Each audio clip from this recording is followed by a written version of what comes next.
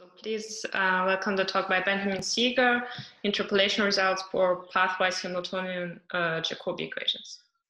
All right, thank you very much. And thanks also for the invitation to speak. I really wish I could be in actual Berlin right now, but I'm happy that this meeting is happening anyway. And definitely thanks so much to all the organizers for all the hard work that went to doing this. It seems like a really well organized conference, and I don't think this will be the last conference that many of us will have to attend that will be held in this manner, but I think it will probably be one of the better organized ones. So thank you very much. Anyway, so my talk today is joint work with Pierre-Louis Lyons and Taki Tsukanidis. And it's on work that we did to try to push as far as possible the understanding of certain pathwise Hamilton-Jacobi equations. So this is a story that started back in the 90s with my two co-authors. And so what I'm going to talk about today, well, I'll mention their results, and then for the rest of the talk, I'll mention that what we've been doing quite recently, which involves a lot of interpolation analysis. So there's going to be a little bit of heavy machinery at some point in the talk, but I've kind of pushed it to later, and most of the talk will concentrate on the story, especially since this is late in the day for most of you. And so we'll try to keep the details light. And so, nevertheless, there's a lot of very interesting and surprising mathematics that will come up. So we found it a very fascinating problem for many reasons. So let me introduce the problem. So we have this equation, this initial value problem. So we have a Hamiltonian, what I am calling this H, that takes the spatial gradient of the solution, and I have a path W on some finite time horizon. It could be arbitrarily infinite, doesn't matter. And then I have this equation where I feed this path into it in this manner, and I have a initial data which is just continuous, uniformly continuous, I guess. And so I'm basically asking this question: for which H and W can I make sense of this problem? And this style of question, of course, is familiar to all of us, and in many different contexts. In fact, there's going to be a lot of flavors from, if not rough paths, at least from even just the simple question of the Young regime when rough integrals like that make sense. So this is the question basically: for which H and for which W does this make sense? And on my next slide, I'll explain this in a little bit more detailed way.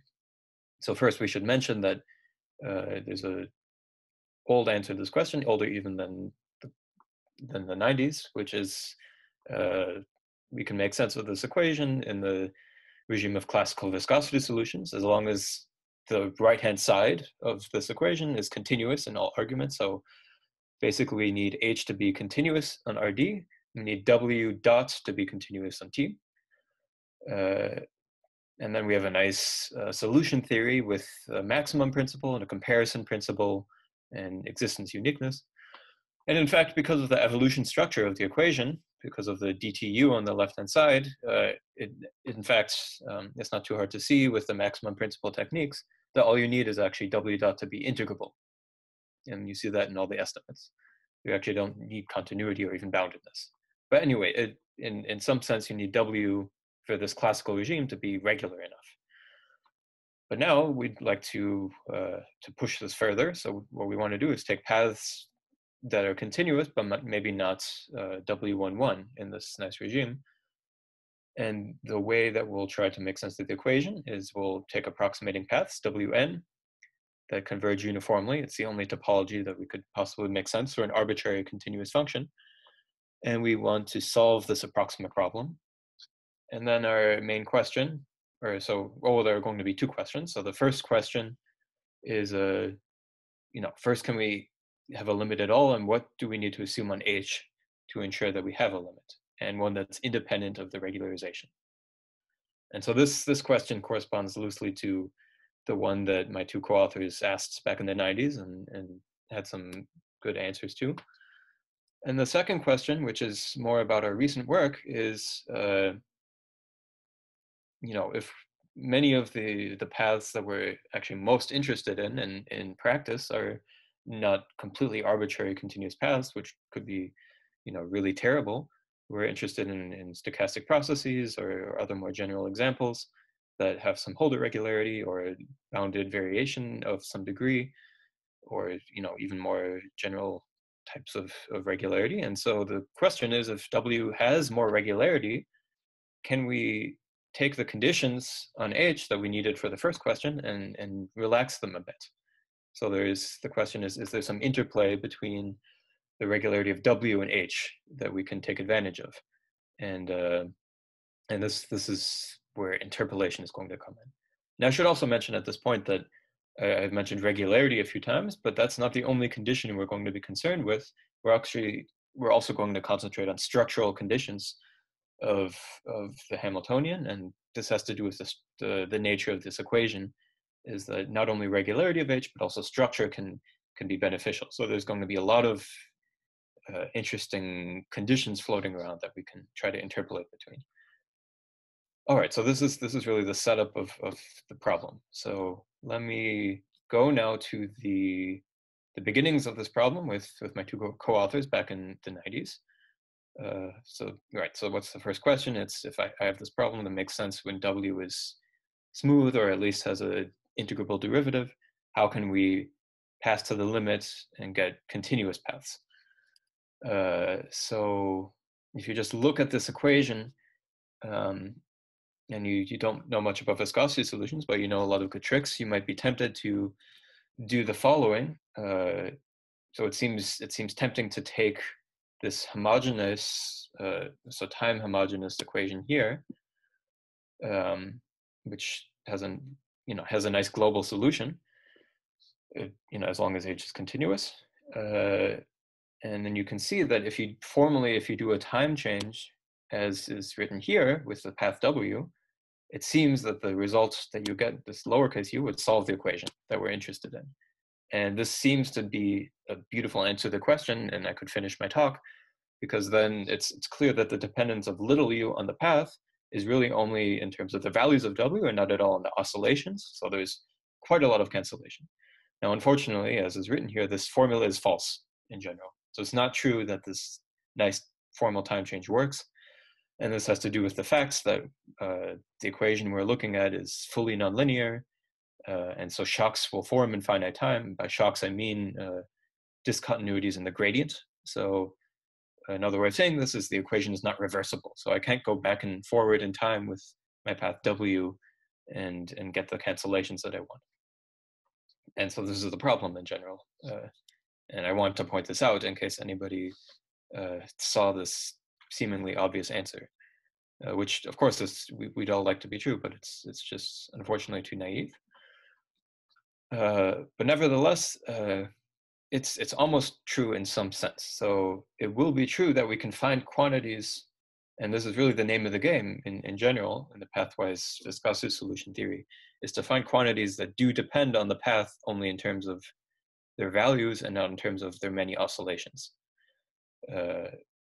Roughly, this is the goal. And so it turns out that we are able to make sense of this top equation for continuous W if H is regular enough, and the regularity that you need is basically that H is C2.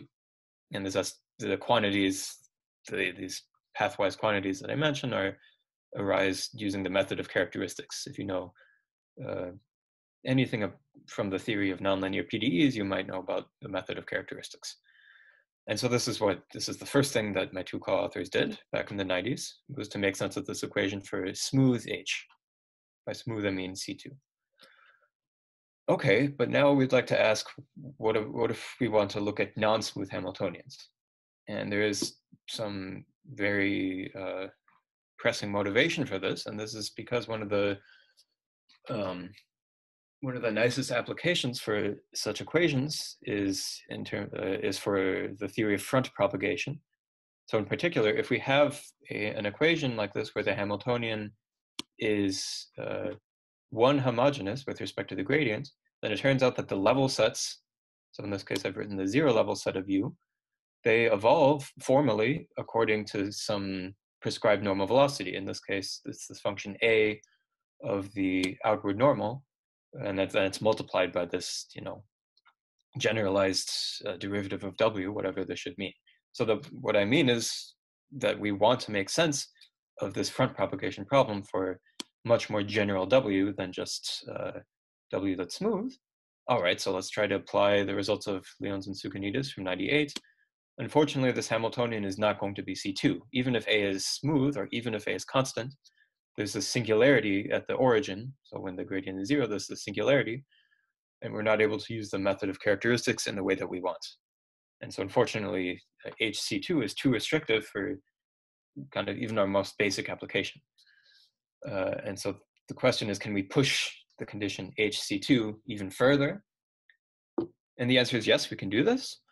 And so this was the next result of my two co-authors, which was they pushed it really as far as possible. So, and I wrote this as a theorem because it's a really nice result, which is that we can make sense of this equation in a really stable way, in that we can, the solution operator, which is defined as taking smooth W to U, we can take the solution operator and actually extend it to continuous W. So we can, in the uniform convergence topology, as long as H is equal to a difference of convex functions. And in fact, this is an if and only if statement. So it's really true if and only if H can be decomposed in this way. So if H is not such a function, then you can actually find a bad initial condition and a bad path and bad approximating sequence where you don't have a limit. So it's a really strong statement. Okay, so so this is very nice. So first of all, why is this not the end of my talk? Because it seems like I've completely answered the question, because I have an if and only if statement. But remember, so this statement is about having this problem make sense for all continuous paths. But yeah, all continuous paths. But as I said, we would like to, extend this to maybe more regular paths, and maybe we can push the conditions on H even further and weaken them even further. Well, before we talk about that, I'd like to talk more about these functions that are a difference of convex functions. So really, how restrictive is this condition? Maybe it's an extremely good condition and it really covers almost all the examples that we want. So let me take a slight detour and talk about the space that I'm going to call DC, the space of functions that are a difference of convex functions. And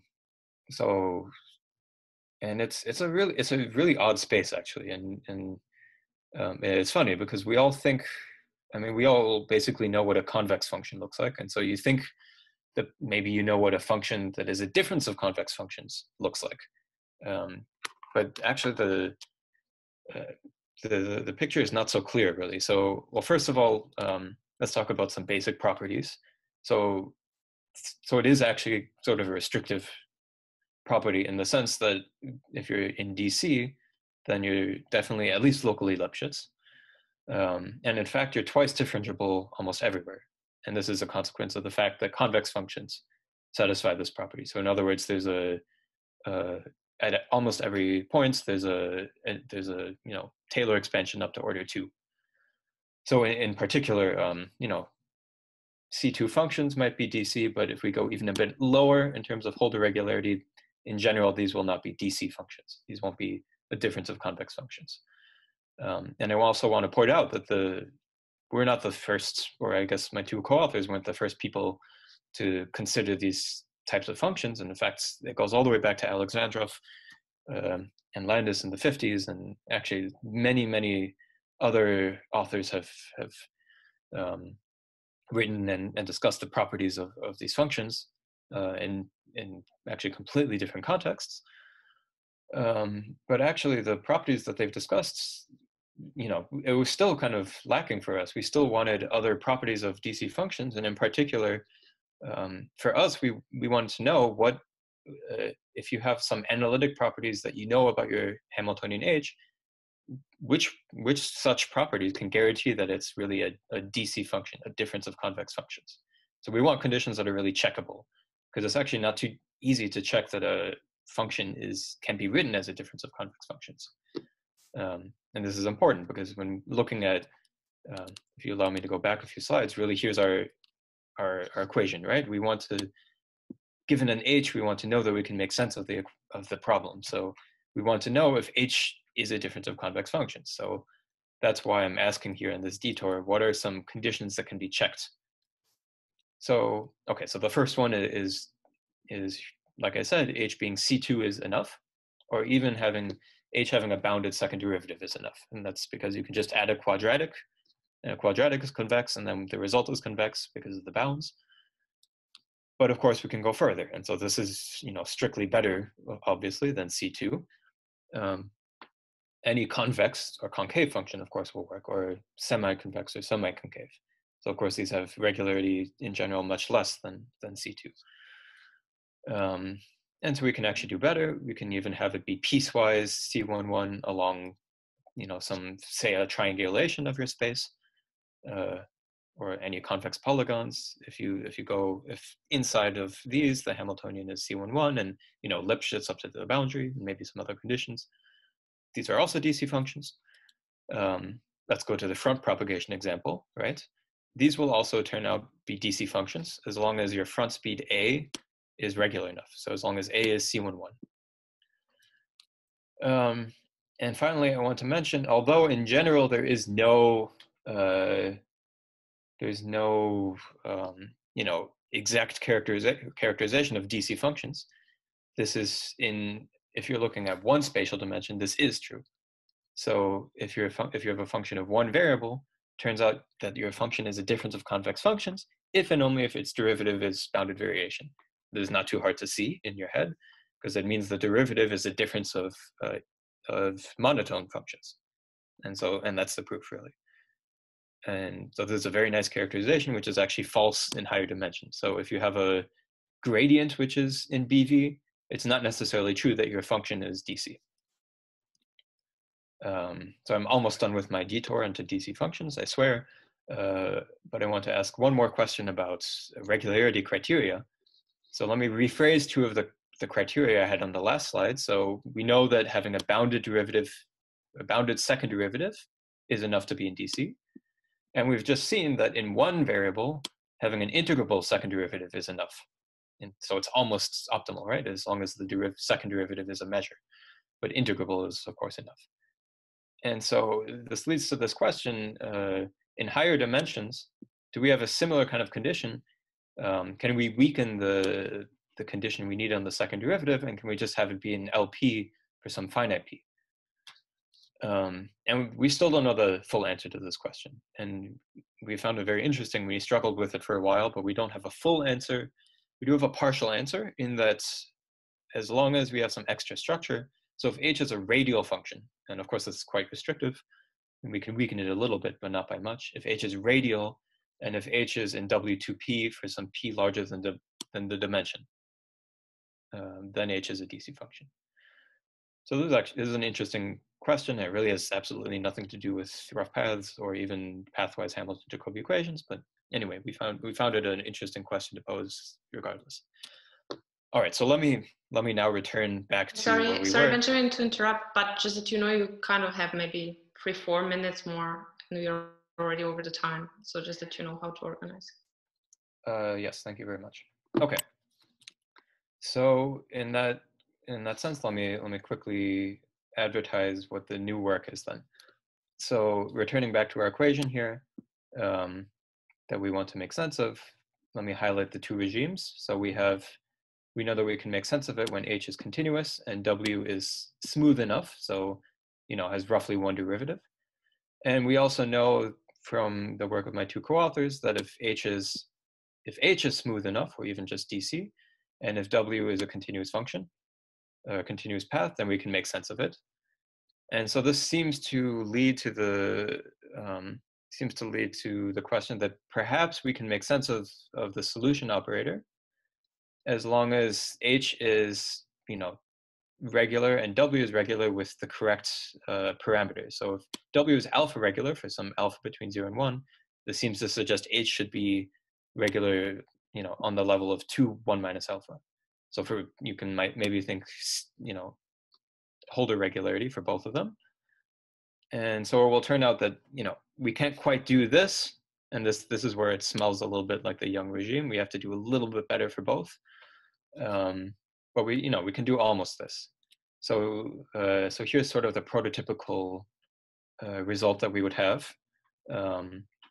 So given some path space H and some path space P, or some Hamiltonian space H and some path space P, what we're able to say is that we have a unique U, which is solving our equation of question in some sense. And the sense is that whenever we have a correct approximating sequence, which is converging uniformly, but then also controlled in this path space, then the corresponding approximate solutions will converge. So let me now, and since I don't have time, let me actually put them all on display so you can read them. So here's sort of all the examples we can cover. So remember, alpha is sort of our parameter for the regularity of the path. So the path spaces are kind of natural ones you might expect. Alpha holders continuous paths, or paths of bounded 1 over alpha variation, which is slightly bigger than C alpha.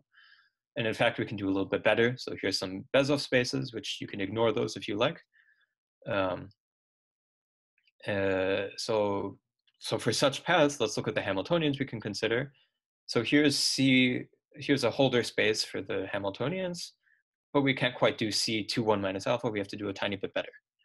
And so actually the condition that we have is that the Hamiltonians are allowed to belong to this Bezos space, if you know anything about Bezos spaces. So this Bezos space is just a little bit smaller than any of these holder spaces. It contains or larger, I should say. And then there's some further extensions of this, which is very naturally related to the considerations we have for DC functions. So in one dimension, we can actually weaken the integrability of the Hamiltonian. So instead of having roughly beta derivatives in L infinity for beta larger than 2,1 minus alpha, we can have beta derivatives in LP for some appropriate P. And we can also weaken the Bezos space in question. And because of our question about radial Hamiltonians, we can do better for those. And finally, for the front propagation Hamiltonians, we can also work with those as long as the A has the correct regularity. Here it can be C beta for the appropriate beta, or in some correct Bezos space. And so let me finish. And so I also want to say that for Brownian paths, we can basically, because Brownian paths are almost C1/2, and sometimes they really behave like that, and this is one case where they do. So for any of the Hamiltonians that we could take in the alpha equals 1/2 regime, we can also make sense of the equation for Brownian paths. And so here is really my last slide. Yes, so here's really my last slide that I want to display, which is really where all of the former results came from, which is that we actually can prove a completely abstract result in terms of interpolation spaces. I wanted to keep the details light and not really go into the theory of interpolation spaces. But if you are curious, or if you know about them, this is what we are actually really able to say, is that we can extend, it's really a nice abstract result, and then that we can extend to these particular real interpolation spaces. And once we do that, really the rest of the paper and the rest of the analysis is to find examples, tractable examples that belong to these interpolation spaces. So with that in mind, let me finish, and I'm sorry that I went over time by a bit, and thank you again very much.